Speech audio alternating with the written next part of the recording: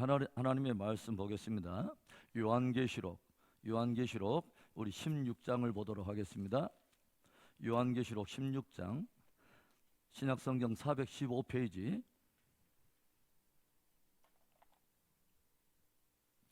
요한계시록 16장 우리 한 장을 우리 쭉 한번 내용을 숙지하면서 천천히 우리 한번 읽어보도록 하겠습니다. 16장.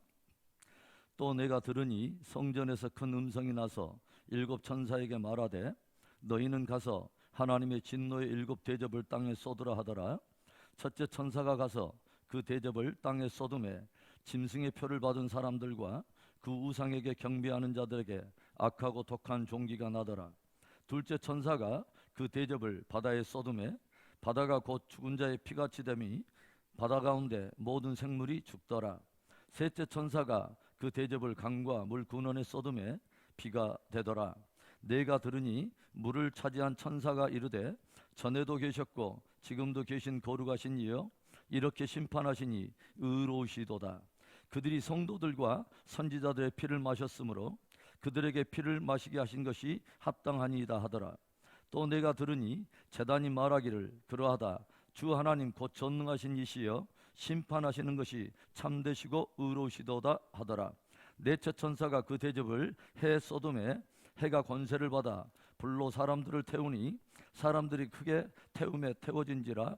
이 재앙들을 행하는 권세를 가지신 하나님의 이름을 비방하며 또 회개하지 아니하고 주께 영광을 돌리지 아니하더라. 또 다섯째 천사가 그 대접을 짐승의 왕자에 쏟으니 그 나라가 곧 어두워지며 사람들이 아파서 자기 혀를 깨물고 아픈 것과 종기로 말미암아 하늘의 하나님을 비방하고 그들의 행위를 회개하지 아니하더라.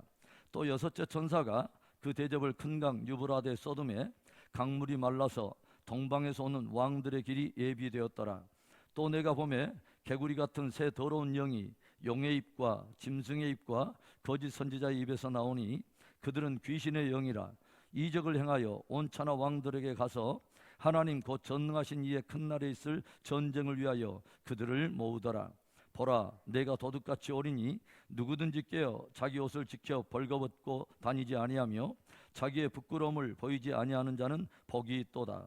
새 영이 히브리어로 아마겟돈이라 하는 것으로 왕들을 모으더라.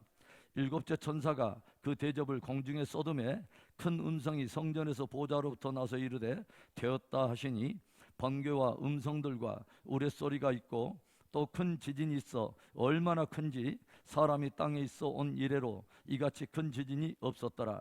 큰 성이 세 갈래로 갈라지고 만국의 성들도 무너지니 큰 성 바벨론이 하나님 앞에 기억하신 바 되어 그의 맹렬한 진노의 포도주 잔을 받음에 각 섬도 없어지고 산악도 간데 없더라. 또 무게가 한 달란트나 되는 큰 우박이 하늘로부터 사람들에게 내리매 사람들이 그 우박의 재앙 때문에 하나님을 비방하니 그 재앙이 심히 크미러라. 아멘. 우리 옆에 분들에게 다시 한번 우리 인사 나눕시다. 오늘도 은혜 받읍시다. 네. 예, 우리 또 두 주먹을 불끈 쥐고 끝까지 승리합시다. 끝까지 승리합시다. 아멘. 우리가 이 앞전 시간에 아주 중요한 성경을 바라보는 하나의 해석의 방법을 여러분에게 소개했어요. 그것이 뭐냐면 애언적 원근 통시법이라고 하는 성경의 해석 방법이었습니다. 애언적 원근 통시법. 이것은 어떤 뜻이라고 제가 여러분에게 설명했냐면은 시대적으로 멀리 가까이, 그래서 멀고도 어떤 가까이 있는 이런 멀고도 먼 사이의 어떤 두 개의 사건이나 인물이나 어떤 그런 존재들 안에 그것이 서로 다른 시대에 있다 할지라도 애언적인 관점에서 바라볼 때 애언적인 관점으로 하나의 관통해 보면 똑같은 하나의 애언적인 메시지를 가지고 있다고 하는 것입니다.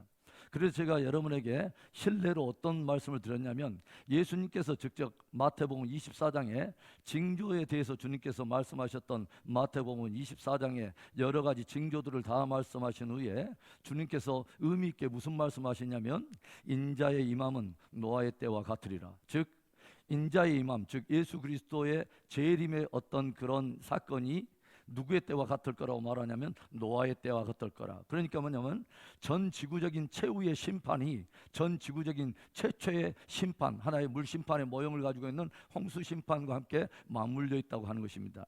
시대적으로는 굉장히 끝과 끝 사이에 있는 일 같지만 애언적인 어떤 그 시각에서 보면 똑같은 하나의 메시지를 우리에게 들려주고 있다고 하는 것입니다. 그리고 또 제가 누구의 이야기를 함께 여러분에게 들려드렸냐면 요셉의 이야기를 여러분에게 말씀을 드렸어요. 한 사람 요셉의 어떤 삶 속에 예수 그리스도의 생애를 그대로 담고 있는데, 예수님께서 이 땅에 그 아버지의 영광의 옷을 입고 계셨던 바로 그분이 이 땅에 오셔서 형제들에 의해서 팔림과 같이, 요셉이 그렇게 팔린 것과 같이 이 땅에 오셔가지고 사람들을 섬기다가 종의 옷을 입고, 나중에는 죄 없으신 분이었지만 죄인의 옷을 입고, 나중에는 죽음받은 바로 그분이 다시 부활하셔서 하늘과 땅의 모든 권세를 입고 모든 만물을 다스리는 보좌 우편에 앉으신 바로 그분의 생애가 요셉이 입고 있는 네 벌의 옷 안에 우리가 함께 담겨 있다라고 여러분에게 제가 소개를 했어요. 그뿐만 아니라 요셉이 총리가 되는 그 사건이 바로가 꾸었던 꿈을 이렇게 해석해 주는 그 사건을 통해서 요셉이 결국은 총리의 자리에 오르게 되는데, 요셉의 그 일대기에 굉장히 의미 있는 사건 중에 하나가 뭐냐면 7년 풍년과 7년 흉년의 역사였다. 그런데 7년 풍년과 7년 흉년의 어떤 역사는 요셉의 당시에 있었을 때에 전 어떤 애굽 산하에서 벌어진 사건뿐만 아니라 마지막 예수님이 오시기 전에 이 땅 가운데 풀어질 아주 의미 있는 사건을 그 안에 담고 있다라고 여러분에게 말씀을 드렸어요. 그리고 이제 여러분에게 어떤 말씀을 제가 또 한번 신뢰로 들었냐면, 이스라엘 백성들이 출애굽한 사건 말입니다. 출애굽하는 사건. 요한계시록 2앞전에 15장에 어떤 이야기가 있었냐면 유리바닷가에, 불붙는 유리바닷가 이쪽 편에서 하나님의 성도들, 구속받은 하나님의 성도들이 무슨 노래를 부르고 있냐면 모세의 노래, 어린 양의 노래를 부르고 있는 그 사건을 성경이 기록하고 있습니다. 모세의 노래, 어린 양의 노래. 이게 이스라엘 백성들이 출애굽했을 때 그 당대 어떤 그 배경을 우리가 조금 설명을 해본다면, 430년 동안 애굽에 종살이를 하던 이스라엘 백성들을 하나님이 구속하기 위해서 이 애굽 땅에 엄청난 하나님의 권능의 심판들을 막 풀어내시죠. 엄청난 하나님의 권능의 심판을 풀어내셔도 바로가 이스라엘 백성들을 내놓으려 하지 않자 하나님께서 마지막 결정적인 하나의 그 재앙을 내리시는데 바로 장자의 재앙이었습니다. 장자의 재앙. 그래서 애굽의 바로의 첫 장자로부터 시작해서 맷돌 가는 여인의 장자에 이르기까지, 심지어는 가축들의 초태생까지 하나님께서 모두 다 치실 바로 그날에 이스라엘 백성들에게는 생명을 얻는 하나의 중요한 복음을 들려주시는데 뭐예요? 어린 양을 잡아다가 좌우의 설주와 임방에다 그 피를 바를 때 주님께서 그 피를 보고 넘어가리라. 그래서 너물유, 너물월, 마디절자에서 우리가 유월절이라고 하는 한 기원이 생기죠. 그래서 이스라엘 백성들에게 있어서 유월절은 너무도 중요한 사건이죠. 왜냐하면 이스라엘 백성들이 나라로 세워진 데 있어서 기초와 같은 사건입니다. 그래서 저들 사실은 이스라엘 백성들을 영적으로 모두가 다 어린 양의 피를 의지하여서 구속을 받았고, 이스라엘이라고 한 나라의 기초가 바로 어린 양의 피 위에 세워져 있다고 하는 것을 우리가 알게 되죠. 그래서 이때 어린 양의 피, 이건 너무도 중요하죠.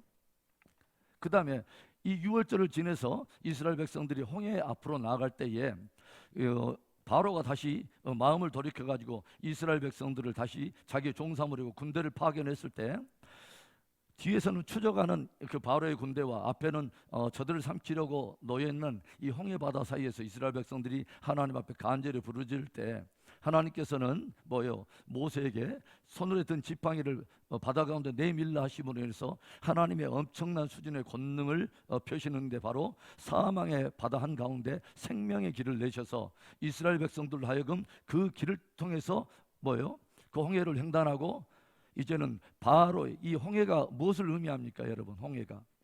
홍해는 애굽에 대해서는 마지막 경계를 의미하는 것입니다. 그리고 하나님에 대해서 다시 새롭게 거듭나는 바로 그 사건을 의미하는 것이죠. 그래서 이 홍해가 가지고 있는 영적인 의미는 또 하나의 뭐냐면 세례의 의미를 가지고 있습니다. 이것이 다시 한번 여러분과 함께 살펴볼 때 고린도전서 10장을 찾아가 보겠습니다. 고린도전서 10장에 사도 바울은 바로 이 사건을 이스라엘의 역사를 통해서 바로 이 사건을 세례 사건과 함께 맞물려서 소개를 하고 있어요. 자, 고린도전서 10장 1절부터 우리 한번 보겠습니다. 형제들아, 나는 너희가 알지 못하기를 원하지 아니하노니 우리 조상들이 다 구름 아래 있고 바다 가운데로 지나며. 무슨 사건을 이야기하는 것 같아요? 바로 홍해를 지나는 사건을 지금 말하는 거죠. 우리 조상들 이스라엘이 다 구름 아래 있고 바다 가운데로 지나며 2절에 모세에게 속하여 다 구름과 바다에서 무엇을 받았다고요? 세례를 받았다고 소개하고 있습니다. 여러분, 구약적인 개념 안에서는 세례라고 하는 단어 자체가 없어요. 그런데 과거 이스라엘 백성들, 그 조상들이 모세에게 속하여 바람과 구름 아래를 지났을 때 홍해를 지난 이 사건을 뭐라고 말하냐면 세례를 받았다고 풀고 있다고 하는 것이죠. 그 다음에 보겠습니다. 이 세례를 받고 홍해를 건넌 이스라엘 백성들이 무엇을 먹고 또 광야에서 지냈냐면 3절에 다 같은 신령한 음식을 먹으며. 무엇을 말하는 것 같아요? 신령한 음식, 만나를 말하는 거죠. 그러죠. 이스라엘 백성들은 자기들이 농사에서 지은 음식이 아닙니다. 뭐예요? 이 하늘이 갑자기 열려가지고 이스라엘 백성들은 광야에 나와가지고 농사도 지을 수 없는 땅에 척박한 광야에서 내일에 대한 양식에 대해서는 대책이 없는 바로 그때에 하나님께서 이른 아침에 보니까 광야 지면에 가시와 같고 어떤 그런 이슬과 같은 것들이 맺혀 있는데, 그래서 이스라엘 백성들이 이것을 보고 도대체 이게 뭐야? 알 수 없는 것이니까 What is this? 이것이 뭐야? 이게 만나의 뜻입니다. 히브리어 그 만나라는 이름의 뜻이 뭐냐면 이게 뭐야라는 것이 만나의 뜻이에요. 우리 한국 사람들이 굉장히 알기 쉬운 어떤 그 단어 하나가 있어요. 뭘까요? 웬 떡이야? 이게 바로 만나입니다. 그러니까 우리가 떡을 먹을 때 알지 못하는 어떤 그 출처에서 나온 떡을 먹을 때 우리가 이게 웬 떡이야 이렇게 말했듯이 우리의 공로나 우리의 농사지어서 한 것이 아니라 하나님께서 하늘의 문을 열어서 광야에 식탁을 베푸는데 그분의 수준이 굉장히 그 방대하신 분이라 무려 작은 유아까지 200만이 넘는 하나님의 백성들을 배불리 먹고도 남을 만큼 굉장한 수준으로 만나를, 신령한 음식을 먹이셨다고 하는 거죠. 그리고 또 뭐예요? 그 다음 절에 4절에 다 같은 신령한 음료를 마셨으니. 신령한 음료를 마셨는데 어디에서 그들이 물을 얻었죠? 반석에서 물을 얻지 않습니까? 그런데 4절에 아주 기기묘묘한 사도 바울이 뭐라고 말하냐면 다 같은 신령한 음료를 마셨으니 이는 그들을 따르는 신령한 반석으로부터 마셨음에. 그 뒤에 뭐예요? 그 반석은 곧 그리스도시라. 놀라운 해석을 하고 있는 것입니다. 그러니까 지금 사도 바울은 광야에 이스라엘 백성들이 출애굽해가지고 홍해를 건너고 광야에서 만나와 신령한 음료를 마시면서 가나안 땅에 들어가는 이 모든 과정을 신약적인 개념으로 다 풀이하고 있다고 하는 거죠. 그러니까 이것이 똑같이 구약의 저들만의 이야기가 아니라 사실은 뭐냐면 신약의 또 한 교회 하나님의 백성들이 살아가는 한 모형을 지금 다루고 있다고 하는 것입니다. 그래서 우리가 하나님 없는 이 애굽은 무엇을 뜻하냐면 하나님 없는 세상을 뜻하는 것입니다. 그렇죠. 누구 아래? 바로 아래 묶여있는, 즉 사단 아래, 공중 권세 잡은 자의 아래에 있는 하나님을 모르는 그 영적으로 보면 종살이하고 있는 그런 하나님 없는 세상을 예표하고 있는 것이죠. 그런데 우리가 그 가운데 하나님의 은혜로 우리가 구원을 받은데 누구의 은혜로 구원받냐면 어린 양의 피를 의지해서 예수 그리스도를 믿음으로 말미암아 우리가 다 구원을 받았다고 하는 것입니다. 그뿐만 아니라 구원받은 자가 인을 치는데 세례를 받았다고 하는 거예요. 저와 여러분이. 그래서 세례를 받았다는 것은 뭐냐면 이제는 바로와 연합했던 과거 옛사람의 모든 삶을 다 끝내고 이제는 이 세례가 그리스도와 연합하여 이제는 하나님을 향해서 산 자들이 되었다고 하는 것입니다. 할렐루야. 이게 영적으로 사도 바울이 지금 이야기하고 있는 바로 지금 그 의미인 것이죠. 그래서 지금 사도 바울은 이 이야기를 하면서 과거 이스라엘 백성들의 이야기가 그들뿐만 아니라 바로 신약시대 교회 구원받은 하나님의 백성들의 이야기라고 하는 것이죠. 여러분 보세요. 이제 이 출애굽한 이스라엘 백성들이 이제 홍해에서 어떤 사건이 있냐면 이제 이스라엘 백성들이 홍해를 다 빠져나올 때 이스라엘 백성들은 바다 이쪽 편에서 무엇을 봅니까? 저들을 추적하는 이 바로의 군대로 인해서 심히 두려워하고 있을 때 이스라엘 백성들이 다 건너고 나오자 하나님께서 어떻게 하십니까? 다시 물의 세력을 원래대로 회복하심으로 인해서 바로의 모든 세력을 다 이 홍해에 수장시켜 버립니다. 여러분, 이 홍해라고 하는 그 영적인 의미는 굉장한 거예요. 그렇죠? 한 바다가 뭐요? 이스라엘 백성들은 생명으로 태어내고 바로의 군대들은 사망으로 다 수장시켜 버린 바로 이 한 분기점이 홍해가 있다고 하는 것입니다. 그런 의미에서 우리가 세례라고 하는 의미를 깊이 이해할 필요가 있어요. 그런데 구속받은 이 이스라엘 백성들이 홍해 이쪽에 건너편에 와가지고 이제 모세가 노래하는 이야기가 출애굽기 15장에 나와 있어요. 실제로. 그래서 출애굽기 15장에 보면 모세가 하나님의 그 구속해 주시는 그 은혜를 찬양하면서 부르는 노래가 있어요. 모세의 노래. 그런데 이 모세의 노래 속에는 사실은 직접적으로 언급하지 않았지만 이스라엘 백성들이 지금까지 올 때 구속받을 때에 가장 결정적인 사건 두 가지를 포함하고 있는 것이죠. 하나는 뭐냐면 어린 양의 피로 말미암아 구속받았다고 하는 그 이 은혜. 그 다음에 뭐요? 홍해로 말미암아 하나님께서 생명으로 우리를 이끌어 주셨다고 하는 이 놀라운 사건이 그 안에 모세의 노래 속에 담겨 있다고 하는 것입니다. 그런데 여러분, 이 사건을 이제 여러분 지나고 나서 모세의 노래, 즉 어린 양의 노래를 이제 부른 이 구속받은 사람들이 이제 광야를 지나서 어디로 들어갑니까?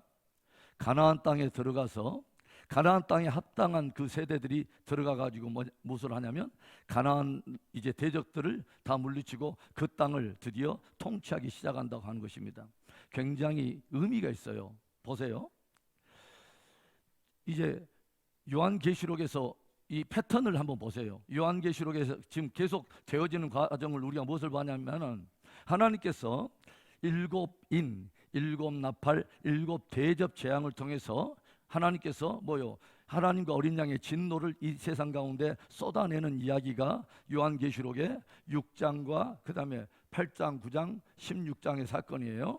일곱인, 일곱 나팔, 일곱 대접을 통해서 뭐요? 하나님과 어린 양의 진노를 이 땅 가운데 쏟아냅니다. 그런데 아주 재밌는 사건들이 뭔지 아세요? 하나님께서 10개의 재앙을 애굽에서 내리실 때에 어느 때부터 갑자기 하나님께서 이 재앙을 구별하십니다.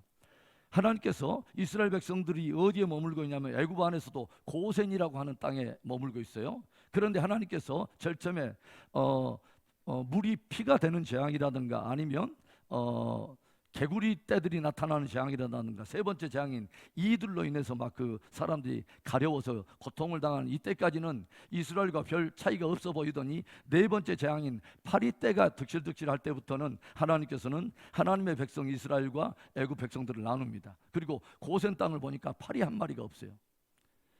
그 다음에 조용히 보니까 생축들이 막 죽어나가고 생축에 독종이 막 발하는데 하나님께서는 고센 땅을 보호하시죠. 여러분들이 나중에 계시록을 조용히 보시면 일반적으로 보편적으로 인을 떼고 막 거의 보편적으로 이 세상에 심판이 풀어지는 것 같은데 하나님께서 어느 때부터인가 하나님께서는 가르십니다. 하나님의 백성들을 보호하시기 시작한다고 하는 것이죠. 이때가 여러분 어느 때인가 우리 한번 계시록을 통해서 우리 한번 확인해 보겠습니다. 어디냐면 계시록에 우리 9장을 보겠습니다. 계시록 9장을 보겠습니다. 자, 9장에 보면은 무엇을 말하냐면 제가 읽어볼게요. 다섯째 천사가 나팔을 불매 내가 보니 하늘에서 땅에 떨어진 별 하나가 있는데 그가 무저갱의 열쇠를 받았더라. 그가 무저갱을 여니 그 구멍에서 큰 화덕의 연기 같은 연기가 올라오매 해와 공기가 그 구멍의 연기로 말미암아 어두워지며 또 황충이 연기 가운데로 땅 위에 나오매 그들이 땅에 있는 정갈의 권세와 같은 권세를 받았더라. 4절 보세요. 그들에게 이르되 땅에 풀이나 푸른 것이나 각종 수목은 해하지 말고 오직 이마에 하나님의 인침을 받지 아니한 사람들만 해야 하라 하시더라.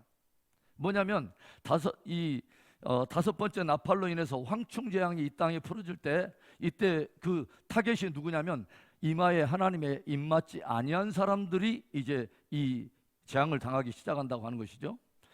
점점 하나님께서는 하나님의 백성들을 이제 점점 보호하시고 뭐냐면 이 세상 백성들과 하나님의 백성 사이에 구별을 두신다고 하는 우리가 하나의 힌트를 우리가 알게 되죠. 제가 여러분에게 말했죠. 마지막 시대에 사탄도 할 수 있는 대로 자기의 모든 분노를 이 땅에 쏟아내지만 하나님께서도 당신의 모든 권능을 이 땅에 펼치심으로 인해서 당신의 백성들을 강력하게 하나님께서 보호하신다고 하는 것입니다. 아멘입니까? 마지막 시대는요, 오직 하나님만이 우리의 소망이 될 것입니다.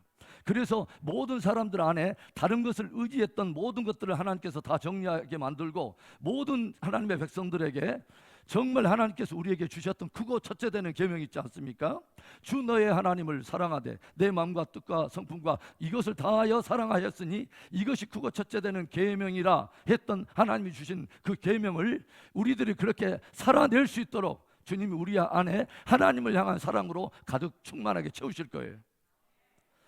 그 하나님만이 우리에게 영원한 소망이 되신다고 하는 것이죠. 그래서 여러분, 이 땅에 이런 이 재앙들이 이제 막 펼치고 모든 것들이 펼칠 때 마지막 7번째 나팔이 뭡니까? 이제 오늘 우리가 7번째 나팔인데, 7번째 나팔은 제가 여러분에게 말을 했어요. 이 요한계시록이라고 하는 그 가운데 일곱인, 일곱 나팔, 일곱 대접은 굉장히 재미있는 구조로 되어 있다고 말했어요. 일곱인은 하나, 둘, 셋, 넷, 다섯, 여섯 번째 것을 떼고 일곱 번째 인을 뗐더니 일곱 번째 인 안에 뭐가 들어갔냐면 7개의 나팔이 들어있는 것입니다. 그리고 또 첫 번째, 두 번째, 세 번째, 네 번째, 다섯 번째, 여섯 번째 나팔을 불고 마지막 7번째 나팔을 불 때 7번째 나팔 안에 뭐가 들어갔냐면 일곱 대접이 들어있다고 하는 것이죠. 그러니까 전체적으로는 다 사실은 7인 안에 들어있다고 하는 거죠. 그런데 7번째 인 안에 보니까 7개의 나팔이 들어있고 7번째 또 나팔 안에 7 대접이 들어있다고 하는 것입니다. 이런 양상으로 되어 있다고 하는 거죠. 그래서 제가 여러분들에게 뭐라고 말했냐면 7번째 나팔은 성경에 보니까 또 다른 용어로 뭐요? 마지막 나팔이다. 그렇죠? 7번째니까 마지막 나팔. 그 다음에 이것을 또 뭐라고 말하냐면 큰 나팔이라고 말했습니다. 큰 나팔. 그리고 여러분 7번째 나팔을 이것을 말한다면 이것이 바로 세 번째 화입니다. 세 번째 화. 무엇을 말하냐면 하나, 둘, 셋, 넷, 네 번째 나팔이 불고 나서 다섯 번째 나팔이 딱 불 때 날아가는 독수리가 뭐라고 말하냐면 화로다 라고 말을 해요. 그런데 다섯 번째 나팔이 바로 첫 번째 화가 되고 여섯 번째 나팔이 두 번째 화가 되고 마지막 7번째 나팔이 마지막 세 번째 화가 된다는 것입니다. 이것은 제 말이 아니라 성경의 이야기니까 여러분이 성경 읽어보면 제 말이 아니란 걸 여러분이 금세할 수 있어요. 그래서 이 7번째 나팔이 울려 퍼지는 것은 굉장히 중요하죠. 왜냐하면 이것으로 인해서 하나님의 모든 진노가 끝이 납니다. 일곱 나팔, 7 대접으로 인한 하나님과 어린 양의 진노가 이것으로 말미암아 모두 다 끝이 난다고 하는 것이죠. 그래서 여러분이 보면은 오늘 16장에도 보면 16장 17절에 이런 말씀이 있죠. 7번째 나팔 안에 7 대접이 붙들려 있는데 7 대접 가운데 마지막 7번째 대접이 딱 부어질 때 17절에 뭐라고 말하냐면 7째 천사가 그 대접을 공중에 쏟음에 큰 음성이 성전에서 보좌로부터 나서 이르되 뭐라고 합니까? 되었다. It is done. 끝났다 이 말입니다. 이 말은 누가 사실은 했냐면요, 예수님께서 십자가에서 이 말 비슷한 말을 했습니다. 가상 7원 중에 다 이루었다. 말이 뭐냐면 It is finished. 끝났다라고 말할 때 주님께서 그 끝났다는 말은 예수님께서 모든 인생을 위한 구속의 역사가 십자가로 말미암아 완성이 되었다고 하는 것입니다. 그런데 마지막에 7번째 대접이 딱 끝날 때 뭐냐면 보좌로부터 음성이 나서 뭐라면 다 되었다. It is done. 똑같습니다. 다 이루었다. 끝났다 이 말입니다. 여러분 7번째 나팔이 굉장히 중요한 거죠. 그러니까 7번째 나팔이 불어질 때는 어떤 사건이 일어나냐면 이런 사건이 일어난다고 성경이 들려줘요. 계시록 10장 15절을 보겠습니다. 10장 7절에 보겠습니다. 10장 7절에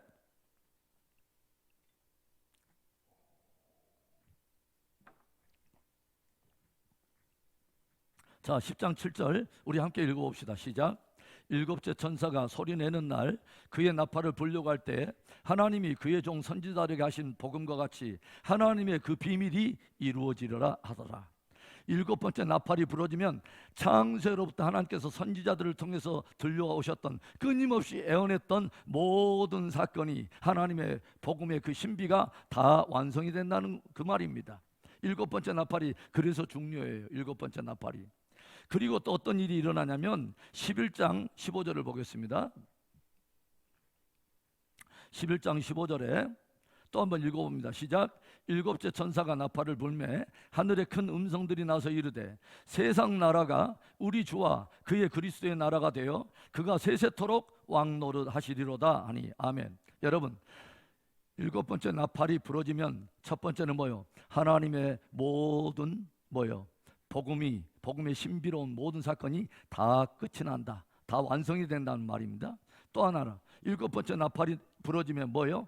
이 세상이 그리스도의 통치가 이루어진, 즉 이 세상에 하나님의 나라가 이루어진다. 즉 그리스도의 나라가 이루어진다. 주권이 바뀐다. 바로 지금 그 이야기입니다. 여러분, 예수님께서 이 땅에 오셨을 때 주기도문을 가르치실 때 제자들이 와서 주님 우리도 기도 좀 가르쳐주세요 라고 말했더니 너희는 이렇게 기도하라 라고 하면서 주님께서 뭐라냐면 하늘에 계신 우리 아버지여 이름이 거룩히 여김을 받으시오며 나라에 임하옵시며, 즉 주님의 나라가 이 땅에 임하기를 원하며 주의 뜻이 이곳에서 이루어지기를 원하나이다 라고 기도해라. 그러니까 예수님의 마음속에 주님이 기도잖아요. 주님의 마음속에 있는 갈망이 그 주기도문 안에 들어있는데 그 갈망의 최고가 뭐냐면 아버지의 뜻이 이 땅에서 이루어지는 거예요. 그래서 그분의 나라가 이 땅에 이루어지는 것이 예수님의 그 기도의 가장 핵심이에요. 그러면 이 기도가 이루어질까요? 안 이루어질까요? 이루어지죠. 그렇죠. 이 땅에 그리스도의 나라가 이루어지는 것입니다. 그것이 무엇으로 먼저 성취가 되냐면 천년 왕국으로 먼저 성취가 되는 거예요. 그리고 영원한 나라로 이어지는 거예요. 결국은 주의 나라가 이 땅 가운데 이루어지는 것입니다. 문자적으로 이루어지는 것입니다. 아멘. 여러분, 우리가 나중에 이제 저랑 성경 공부를 하다 보면 우리가 천국에 대한 개념도 전혀 다르게 우리가 다른 차원으로 이해가 되기 시작할 거예요. 한번 이제 일단 보겠습니다, 여러분. 자, 그래서 마지막 나팔, 큰 나팔, 또 세 번째 화라고 우리가 이 다른 말로 우리가 또 이렇게 부를 수 있다고 하는 것이죠. 자, 그런데 여러분, 이런 일들이 막 재앙이 쏟아지고 일곱인 일곱 나팔 일곱 대접 막 이런 것들이 쏟아지면서 하나님의 백성들이 이 일로 인해서 무엇을 할까요? 일곱 번째 나팔이 부러질 때 어떤 사건이 도대체 일어날까요, 여러분?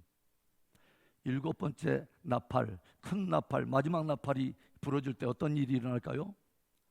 주님이 재림하시는 것입니다. 주님의 재림입니다. 주님의 재림.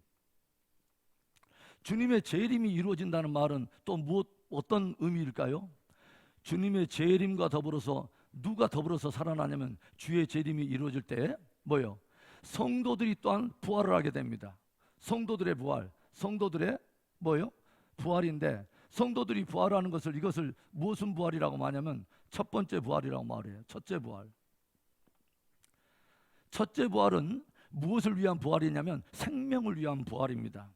두 번째 부활은 심판을 위한 부활인데 첫째 부활은 영생을 얻기 위해서 부활하는 것입니다. 할렐루야. 자, 그래서 생명의 부활이 있습니다. 생명의 부활. 모두 똑같이 부활하는 게 아니에요. 부활도 순서가 있어요. 여러분, 요한복음 5장 또 찾아가 볼까요? 자, 저랑 우리 한번 찾아가 봅시다. 요한복음 5장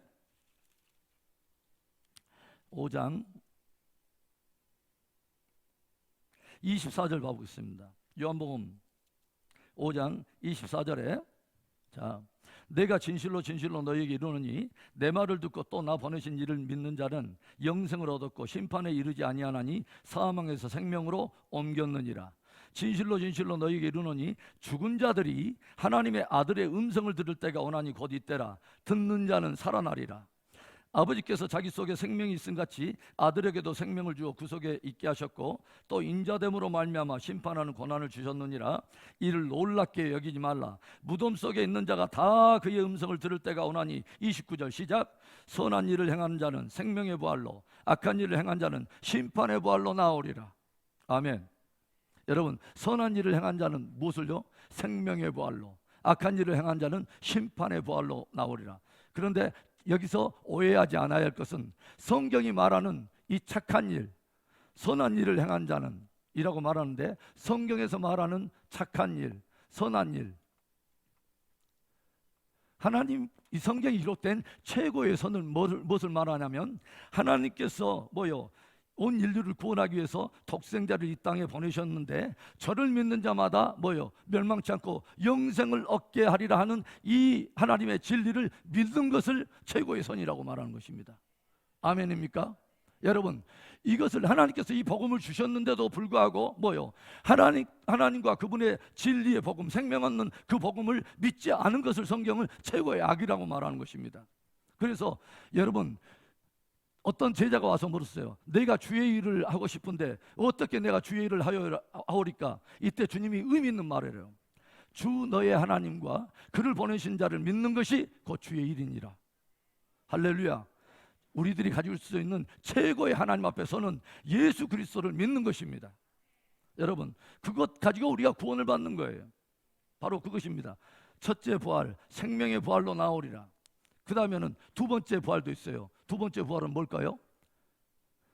믿지 않는 자들이 이제 그 뒤에 부활하는 것입니다. 이것은 나중에 천년 왕국이 지났을 때 두 번째 부활이 일어나는데, 그것은 무엇을 위해서 부활하냐면 심판의 부활로 나옵니다. 그래서 저들이 어디에 올라가냐면 하나님의 백보좌 앞에서 직접 심판을 받는 것입니다.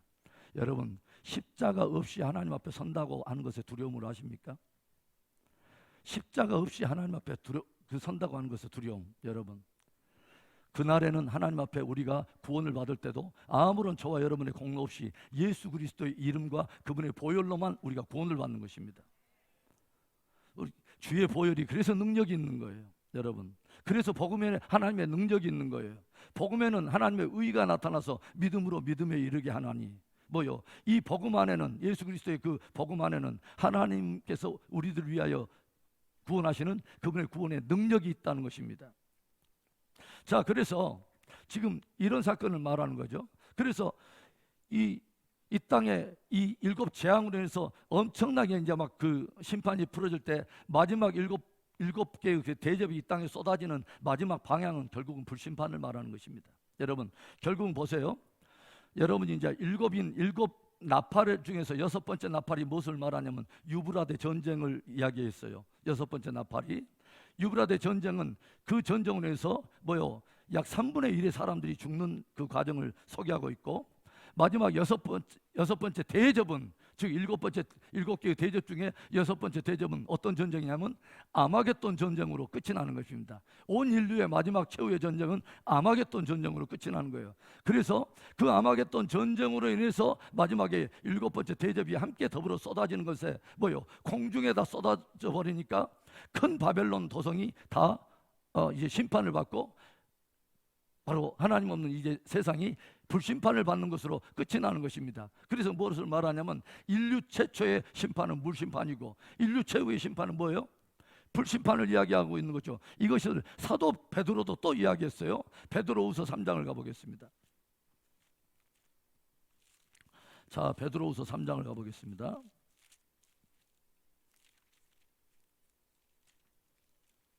자, 베드로후서 3장에 보겠습니다.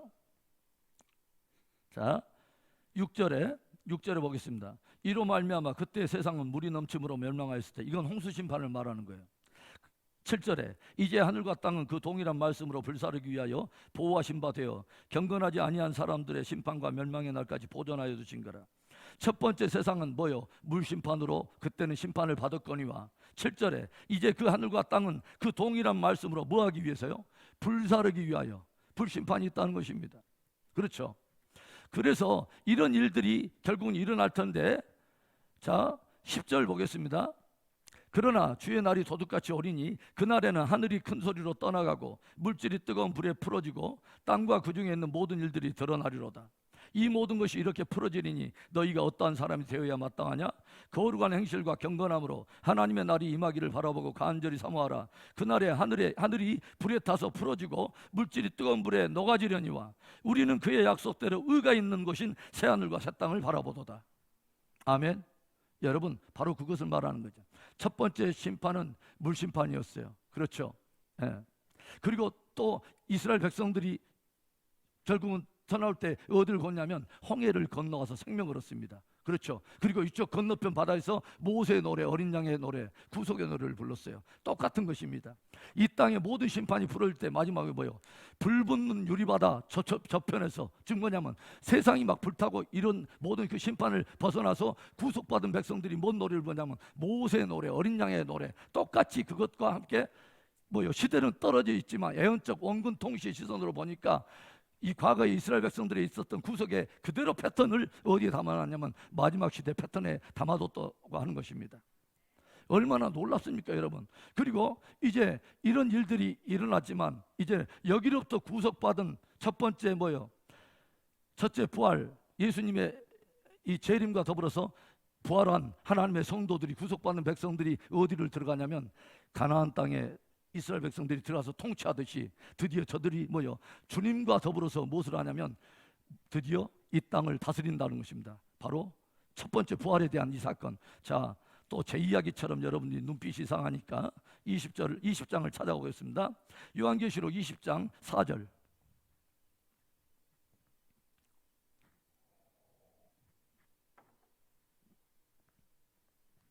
요한계시록 20장 4절에 또 내가 보좌들을 보니 거기에 앉은 자들이 있어 심판하는 권세를 받았더라. 또 내가 보니 예수를 증언함과 하나님의 말씀 때문에 목배임을 당한 자들의 영혼과 또 짐승과 그의 우상에게 경배하지 아니하고 그들의 이마와 손에 그의 표를 받지 않는 자들이 살아서 그리스도와 더불어 1000년 동안 왕노릇하니 그 나머지 죽은 자들은 1000년이 차기까지 살지 못하더라. 이는 첫째 부활이라. 이 첫째 부활에 참여하는 자들은 복이 있고 거룩하도다. 둘째 사망이 그들을 다스리는 권세가 없고 도리어 그들이 하나님과 그리스도의 제사장이 되어 1000년 동안 그리스도와 더불어 왕노릇하리로다. 아멘. 여러분, 첫째 부활에 참여해야 합니다. 첫째 부활. 첫째 부활은 생명의 부활이지만 두 번째 부활은 무슨 부활이냐면 심판의 부활이에요. 그래서 믿는 성도들은 반드시 첫 번째 부활에 참여해야 하는 것입니다. 여러분, 그래서 이 첫 번째 부활에 참여하면 둘째 사망이 그를 해야 하는 권세가 없어요. 왜냐하면 이미 영생 안에 들어와 있기 때문에. 그래서 반드시 우리가 이 첫 번째 부활에 참여하는 것이 우리의 목적이 돼야 되고, 이 첫 번째 부활에 참여한 이 성도들이 뭐예요? 예수님과 더불어서 왕노를 한다는 것입니다. 이 땅에 드디어 하나님의 약속하신 바 새하늘과 새 땅을 바라보도다. 새하늘과 새 땅, 가나안 땅에 들어가서 그 땅을 정복하여서 다스린 것 같이 우리가 예수 그리스도께 속해서 이제는 구와 더불어서 뭐예요? 썩지 않은 몸을 입고서 우리도 이 땅에서 그리스도와 더불어서 1000년 동안 왕노를 한다는 것입니다. 아멘. 여러분, 이제 제가 여러분들에게 나눠드린 유인물은 이제 집에서 이런 내용을 중심으로 여러분들이 한번 보시고, 여러분 아주 기이한 하나의 또 우리가 모형들을 우리 한번 봅시다. 참 재밌는 게 있어요. 뭐냐면은 이스라엘 백성들을 출애굽에서 광야까지 인도할 때 지도자는 누구였어요? 모세입니다. 그렇죠? 모세에게 속하여 구름과 바다에서 세례를 받고 신령한 음식과 음료를 마셨으며, 그런데 모세는 어디에서 죽냐면 바로 요단 앞에, 바로 새로운 땅이 바라보이는 바로 그 앞에 비스가산에서 모세는 죽습니다. 그리고 가나안 땅을 들어가지 못하고 이때 새로운 리더십이 일어나는데 누구죠? 여호수아입니다. 그러면 새로운 세대는 누구에게 속했냐면 첫 번째 세대는 모세에게 속해서 여기까지 왔지만 합당하지 않은 용도로 저들을 다 광야에서 다 엎드림을 당하고, 합당한 새로운 세대가 다 일어나서 누구를 리더십으로 들어가냐면 여호수아를 리더십으로 해서 이 사람들이 이 가나안 땅에 합당한 자가 돼서 요단을 건너서 뭐요? 새로운 가나안 땅, 새하늘과 새 땅, 약속의 땅에 들어가서 이 땅을 정복해서 다스립니다. 그러죠? 여러분, 이 모형을 정해 보세요. 여러분, 이 히브리어의 그 이름들을 이렇게 보면 여호수아라고 하는 이 이름을 우리가 조슈아라고 말하는데, 구약과 신약을 관통하면서 이 이름과 똑같은 음가를 가지고 있는 두 개의 이름이 더 등장해요. 또 하나 이름 뭐냐면 호세아입니다. 이것도 역시 여호수아라고 하는 이름과 똑같은 뜻을 가지고 있는 또 다른 이름입니다.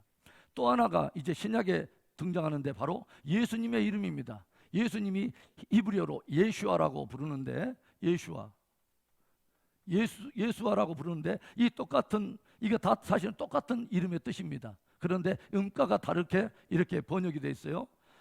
그래서 여러분 모세가 광야까지 이렇게 다 인도해서 요단이 앞에 있는 데까지는 인도했지만 실제 이제 새로운 땅에 데리고 들어가면서 누가 데리고 들어가냐면 여호수아가 데리고 들어가요. 여러분 천국은 누가 우리를 인도하냐면 예수님이 우리를 인도하세요. 여러분 이것이 하나의 모형인 거예요. 모세는 율법을 상징하고 있어요. 여러분 율법을 가지고 구원을 받을 수 없어요.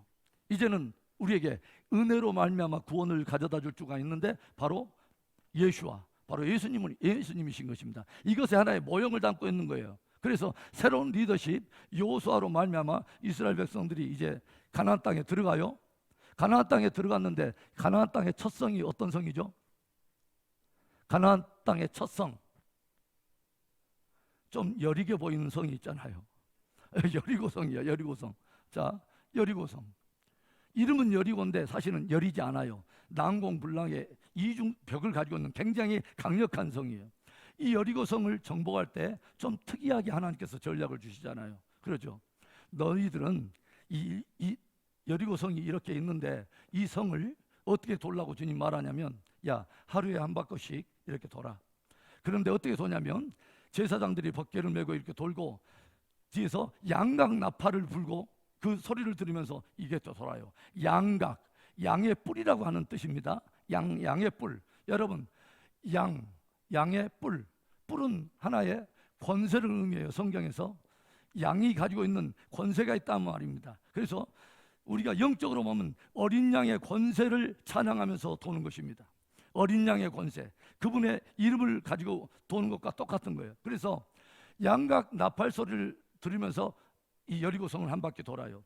그리고 두 번째 날도 똑같이 돌아요. 세 번째, 네 번째, 다섯 번째, 여섯 번째 쭉 하나 둘 셋 넷 다섯 여섯 번째 나팔까지 쭉 불면서 여섯째 날을 딱 돌고 일곱 번째 날은 어떻게 해요? 나팔을 한 번만 분 것이 아니라 뭐요? 7번 불어요. 7번 이 도성을 그날 똑같이 돌고 그리고 함성을 지를 때 여리고성이 넘어져 옵니다. 하나의 패턴을 가지고 있죠. 여러분 첫 번째, 두 번째, 세 번째, 넷째, 다섯, 여섯 번째 나팔을 다 불고 나서 7번째 나팔 안에 7 대접이 꼭 붙들려 있듯이 바로 7번째 나팔, 7째 날에는 뭐요?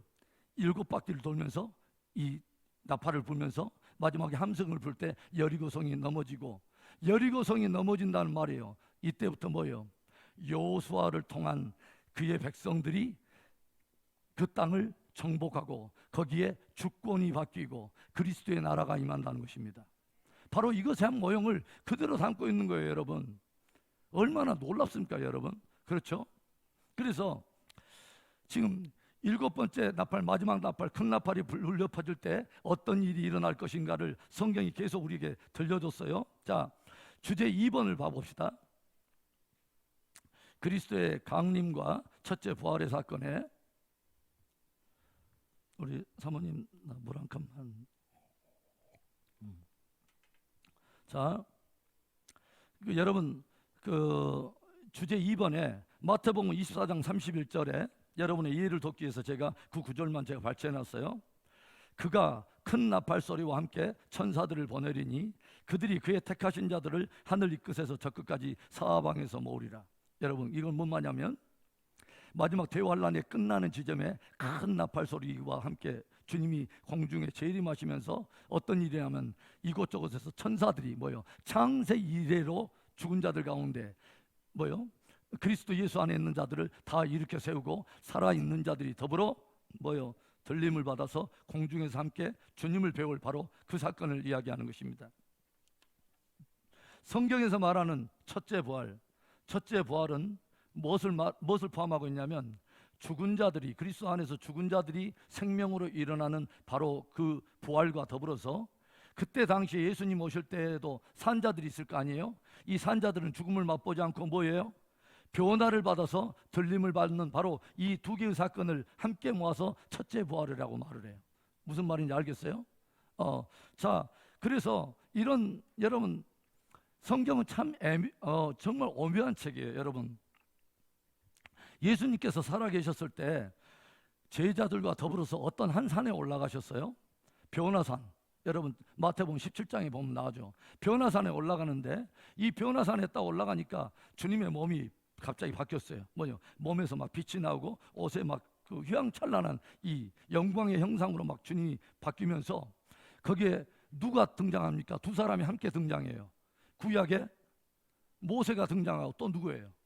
엘리야가 등장합니다. 그렇죠. 구약의 선지자들의 대표예요. 모세는 율법의 대표, 엘리야는 선지자들의 대표예요. 예수 그리스도는 율법과 선지자의 마침이 되느니라. 그래서 잠시 후에 모세를 보고 엘리야를 봤는데 모세와 엘리야는 사라지고 예수님만 딱 남아있는데 하늘에서 음성이 들립니다. 너희는 그의 말을 들으라. 이는 내 사랑하는 자요 내 기뻐하는 자라. 아멘. 여러분 이제는 우리가 예수님의 음성을 들어야 되는 거죠. 예수님의 말씀에 우리는 귀 기울여야 되는 것입니다. 그래서 여러분 이때 조용히 보면은 이 변화산 예수님이 갑자기 몸이 변해서 당신의 영광을 다 드러내셨어요. 이것은 예수님이 장차 나타날 그의 재림의 한 모형을 보여주고 있어요. 이때 재림의 한 모형을 보여주는데 누가 나타나냐면 모세가 나타나고 엘리야가 나타나는데 모세는 율법의 대표이면서 엘리야는 선지자의 대표인데 또 이 두 사람은 무엇을 대표하냐면 모세는 하나님을 믿는 자로서 죽은 자 가운데서 부활한 한 사람의 모형을 담고 있고 엘리야는 죽음을 맛보지 않고 하늘로 들림을 받은 자들의 예표로 먼저 나타나요. 아멘입니까? 이게 마지막 주의 재림과 함께 더불어서 나타날 일을 이 안에 담아둔 거예요. 얼마나 놀랍습니까 여러분. 할렐루야. 예. 그래서 일이 반드시 있을 거라고 하는 거죠. 그래서 고린도전서 15장 51절 52절에도 또다시 사도 바울이 이렇게 표현했어요. 보라 내가 너에게 비밀을 말하노니. 성경에 이 비밀이라고 하는 단어는 굉장히 중요해요. 제가 성경을 연구하다 보니까 굉장히 아주 특별한 거 하나를 알았어요. 성경에 영어 성경을 보면 이 신비, 비밀 이런 단어는 다 미스테리라고 하는 단어로 나오는데 이 단어가 나오면 하나님이 굉장히 중요한 의미를 담고 하나님이 이루고자 하는 굉장히 중요한 일을 표현할 때 항상 미스테리라고 하는 단어가 나와요. 그래서 뭐라고 말하냐면 사도 바울이 보라 내가 너희에게 비밀을 말하노니 이건 하나님이 일으키실 굉장히 놀라운 일 중에 하나인데 이걸 너희가 알기를 원해 라고 말하는 것입니다. 우리가 다 잠잘 것이 아니요 마지막 나팔에 순식간에 호련이 다 변화되리니 나팔 소리가 나면 두 가지 사건이 일어나죠. 죽은 자들이 썩지 아니할 것으로 다시 살아나고 우리도 변화되리라. 아멘. 바로 그 일입니다. 첫 번째 부활에 참여하는 일이 생긴다. 죽은 자들이 먼저 일어나고 뭐요? 산 자들은 변해서 주님을 만나게 되는 첫 번째 부활에 대한 사건을 말하는 것입니다. 바로 그것이 뭐예요? 일곱 번째 나팔이 부러질 때 일어날 사건이다. 데살로니가전서 4장 16절 17절에 주께서 호령과 천사장의 소리와 하나님의 나팔 소리로 친히 하늘로부터 강림하시려니 똑같은 말입니다. 그리스도 안에서 죽은 자들이 먼저 일어나고 그 후에 우리 살아남은 자들도 그들과 함께 구름 속으로 끌어올려 공중에서 주를 영접하게 하시리니 그리하여 우리가 항상 주와 함께 있으리라. 아멘. 아멘.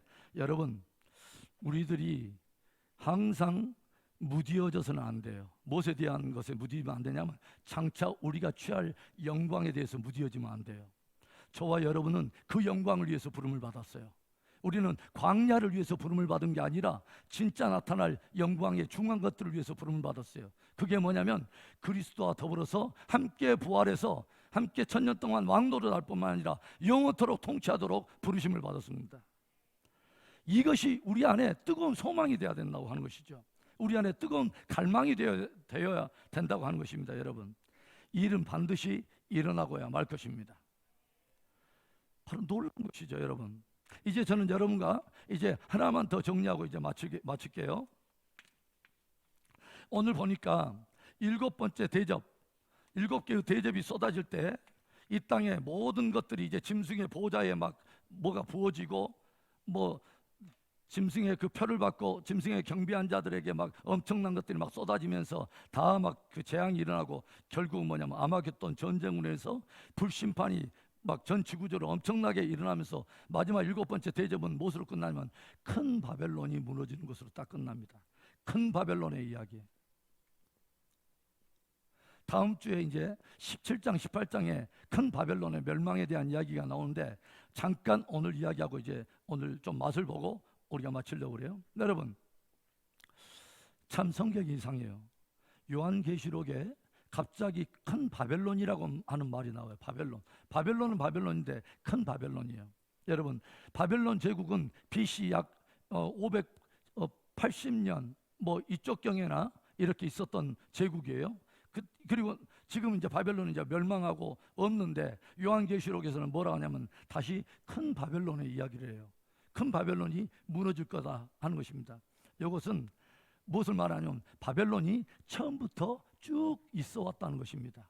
쭉 있어 왔어요. 그런데 이제 그 거대한 이 바벨론이 무너지는데 이 바벨론의 핵심은 뭐예요? 창세기 11장에 바벨탑 사건이 나오죠. 그렇죠. 이 바벨탑 사건이 일어나는데 바벨탑을 쌓는 목적이 뭐였습니까? 우리가 우리 이름을 내고 하나님과 좀 견주어 보자 하는 것입니다. 인본주의적인 거죠. 인본주의. 하나님을 대적하는 하나님 없는 인본주의를 대표하는 것이 바벨론입니다. 하나님 없는 세상을 모형이죠. 그렇죠? 여러분, 그런데 이때에 온 인류가 구음이 하나고 언어가 하나였을 때 온 인류의 백성들이 했던 일이 뭐예요? 하나도 빠짐없이 저들이 하나의 일에 가담합니다. 뭐요? 바벨탑을 쌓아서 하나님을 대적하는 일에 모든 인류가 다 함께 뜻을 모아서 함께 니므롯을 중심으로 이것을 해요.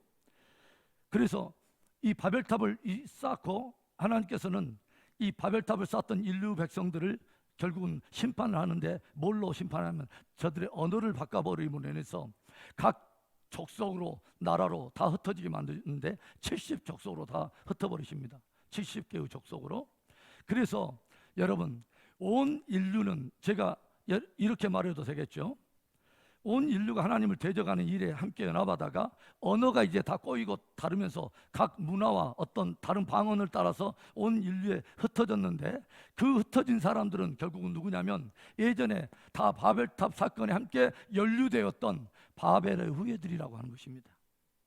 그래서 각 나라들이 다르고 문화들이 다 다른 것 같지만 그 문화와 그 나라 안에는 뭐가 스며져 있겠어요? 예전에 이들의 조상들이 했던 바로 그 정신이 계속 흐르고 있겠죠. 그렇죠. 하나님을 대적하고 끊임없이 하나님을 대적하는 일이 문화의 이름으로, 종교의 이름으로, 교육의 이름으로 그런 것에 배어 있지 않겠어요? 여러분, 그래서 각 나라에 다른 종교들이 있어요. 결국 그 종교의 핵심은 뭐예요? 하나님을 부인하고 하나님을 대적하는 것입니다. 이런 문화권들이 굉장히 많아요. 제가 네팔에 선교사로 있을 때는 네팔에 우상의 숫자만 3억 개가 넘어요. 그러니까 하나님 없는 그 사람들이 온 열방에 흩어졌다고 하는 것이죠. 바벨의 후예들 온 열방에. 그런데 이 바벨의 후예들 중에 조용히 보면은 역사상 보니까 이 하나님 없는 바벨의 후예들 중에 하나님 없는 세상을 대표할 만한 7개의 큰 머리들이 있다는 것이죠. 우리가 이제 말할 때 7머리 10뿔이 나오는데 큰 7개의 역사 속에 보면 대표적인 대제국들이 있었어요. 대제국 첫 번째가 뭐냐면 애굽이라고 하는 나라가 있었습니다. 그렇죠. 애굽이라고 하는 이 엄청난 온 세상을 대표하는 거대한 제국이 있었어요. 성경이 이제 다루고 있죠. 그 다음에 애굽 다음에는 어떤 나라가 일어나냐면 아수르라고 하는 나라가 일어나요. 아수르. 그렇죠. 그리고 세 번째는 어떤 나라가 등장하냐면 바벨론이라고 하는 나라가 등장해요. 바벨론. 그 다음에 네 번째는 바벨론이 무너지고 메데바사라고 하는 제국이 일어나죠. 메데바사, 즉 페르시아 제국을 말하는 거죠.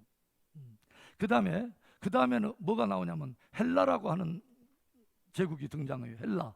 그 다음에는 어떤 제국이 등장하냐면 로마라고 하는 제국이 등장을 하죠. 로마. 그 다음에는 뭐냐면 열왕의 시대가 일어나요. 열왕의 시대들. 지금 뭐냐면 한 어떤 제국이 아니라 힘들이 분산되면서 열왕들의 시대가 일어나는 것입니다. 이게 뭐냐면 로마 제국이 무너지고 나서 이제는 뭐냐면 모든 나라 족속들이 막 열왕의 시들이 일어나는 것입니다. 그 다음에 이 열왕의 시대가 끝날 무렵에 어떤 한 거대한 제국 하나가 일어나는데 그게 바로 적그리스도 제국입니다. 적그리스도의 나라. 여러분 조용히 보면 이게 지금 보면은 하나, 둘, 셋, 넷, 다섯, 여섯 그 다음에 열왕의 시대, 열왕의 시대도 하나의 제국이라고 볼 수 있으니까 열왕의 시대, 바로 이것이 7개라고 볼 수 있어요. 셋, 넷, 다섯, 여섯, 7개. 그리고 열왕의 시대 마지막에 바로 여기에서 끝자락에서 뭐가 나타나면 적그리스도의 나라가 등장한다는 것입니다. 여러분, 성경에 조용히 보면 이 말이 나오죠. 7개의 이런 것들이 나오고 나서 마지막에 뭐요? 그 10개의 나라 중에 갑자기 그 중에서 또 작은 한 나라가 일어난다. 바로 이것이 바로 짐승의 나라다 하는 여러분이 그런 이제 해석이 있는데, 그 구체적인 이야기는 제가 다음 주에 할게요. 그래서 결국은 뭐냐면 요 총체적으로 바벨탑에서부터 흘러왔던 쭉 이 바벨의 이 정신을 가지고 하나님을 대적했던 총체적인 세력들, 이 총체적인 세력들, 마지막 적그리스도에 이르는 모든 이 세력들이 결국 뭐냐면 7번째 대접이 쏟아질 때, 7번째 나팔 절로 마지막 7번째 대접이 쏟아질 때 이 바벨론이 멸망한다는 것입니다. 하나님 없는 세상이 멸망한다는 거죠. 그리고 누구의 나라가 시작되냐면 그리스도의 나라가 시작된다고 하는 것입니다. 그래서 여러분 조용히 보니까 이것을 누가 하나의 형상으로 봤냐면 다니엘이라고 하는 사람이 형상을 봤습니다. 뭐냐면 절대 느부갓네살이 이것을 신상을 보았죠. 이 신상 하나의 큰 몸통을 봤는데 그가 보니까 머리는 바벨론이요, 뭐 가슴과 팔은 은이요, 막 이런 그 다니엘의 이야기 아주 다음 시간에 내가 이걸 구체적으로 이야기할게요. 그래서 이런 이야기를 하는데 그래서 느부갓네살이 보니까 이런 열왕의 시대에 갑자기 뭐가 나오냐면 갑자기 뜨인 돌 하나가, 성경이 그대로예요. 사람의 손으로 하지 아니한 뜨인 돌 하나가 이 신상을 치매 이 신상이 머리서부터 모두 다 발끝까지 다 무너지고, 이 신상을 친 그 돌은 태산을 이루어 그의 나라가 국권이 쇠하지 아니하는 영원한 나라가 되리라, 이 말씀이 있습니다. 여기서 이 신상을 쳐버린 돌은 무엇을 말하는, 반석이신 예수 그리스도를 말하는 것입니다. 그리스도의 나라가 이 땅에 옴으로 인해서 영원한 그리스도의 통치가 이루어질 것을 말하는 것입니다. 여러분, 결국 지금 계시록에서 이야기를 하는 거예요. 태초로부터 올라왔던 하나님을 대적했던 총체적인 세력, 큰 바벨론들이 다 무너지고 적그리스도의 세력까지 다 무너지고 드디어 누가? 그리스도의 나라가 이루어졌다. 아까 지금 말했죠. 7번째 나팔이 부러지면 그리스도의 나라가 이 땅에서 시작된다. 바로 그 이야기를 하는 것입니다. 그래서요, 여러분, 성경은 이것을 우리에게 보여준다고 제가 말했어요. 성경은 우리한테 커다란 2개의 몸뚱아리를 보여줘요. 하나는 무엇을 말하냐면 큰 바벨론이라고 하는 하나님 없는 세상이라고 하는 큰 몸통 하나가 있고, 또 하나는 뭐냐면 두 번째는 예수 그리스도가 머리시고 그의 몸된 성도들이 함께 몸을 이루고 있는 바로 그 하나님의 백성들의 몸통을 또 보여줘요. 이것이 성경 우리에게 크게 보여주고 있는 2개의 몸통인데, 아주 신비한 것 하나는 이거예요. 이제 이야기하고 마칠게요. 애굽도 있고 아수르도 있고, 여기 조용히 보니까 다니엘은 머리가 바벨론이고 가슴과 팔은 이제 메데바사고 막 이런 제국들이 일어나는데, 역사 속에 수많은 제국들이 이렇게 각 그 세대를 대표하는 제국들이 있었지만 사실은 이 모든 제국들이 한 몸에 속해 있다고 하는 것입니다. 한 몸에 속해 있다고 합니다. 그래서 저들이 속해 있는 거대한 그 몸통을 성경은 뭐라고 말하냐면 큰 바벨론이라고 말하는 것입니다. 자, 그래서 이제 다음 시간에 요한계시록 17장 18장을 다루면서 좀 더 그 큰 바벨론에 대한 이야기를 여러분과 좀 더 구체적으로 여러분과 함께 나눠보도록 하겠습니다. 여러분, 반드시 첫째 부활이 있습니다. 예수 그리스도께서 오십니다.